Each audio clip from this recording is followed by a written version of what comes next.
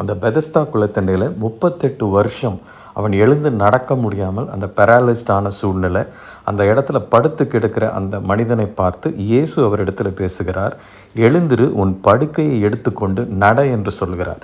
இந்த வார்த்தையை கேட்கும் பொழுது அங்கு இருந்தவர்கள் எல்லாம் யோசித்து சிரித்திருப்பார்கள்.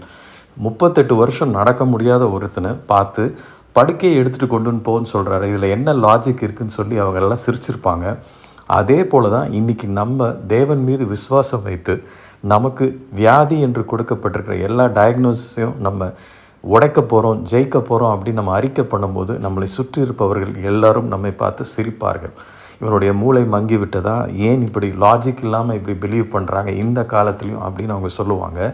ஆனால் இயேசு அது சொன்ன பிறகு அந்த 38 வருஷம் நடக்க முடியாத அந்த நபர் எழுந்து நடந்தான். ஒன்ஸ் அந்த மிராக்கிள் நடந்ததுக்கப்புறம் பார்த்திங்கன்னா அங்கே இருக்கிறவர்கள் அத்தனை பேரும் ஆச்சரியப்பட்டு ஃப்ரீஸ் ஆனாங்க.